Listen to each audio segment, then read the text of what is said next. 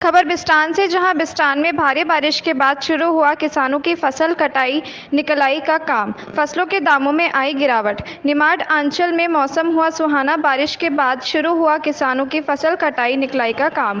भारी बारिश और तेज हवाओं से बुरी तरह नष्ट हुई थी फसलें। अब कटाई निकलाई की कगार पर पहुंची, जिसमें किसानों का सफेद सोना अर्थात कपास, सोयाबीन और मक्का की एक साथ सभी फसलें कटाई की कगार पर है। वहीं दूसरी ओर बिस्टान जय गजानन अग्रवाल मंडी में वाहनों की आवक भी बढ़ी है, लेकिन सोयाबीन के दामों में गिरावट भी आई है। सोयाबीन की फसल 3,000 से लेकर 4,000 रुपये प्रति क्विंटल बिक रही है। वहीं सफेद सोने के दाम 2400 से लेकर 4600 तक ही सीमित है और मक्का का फसल के दाम भी 1400 से लेकर 1800 तक ही रह गया है।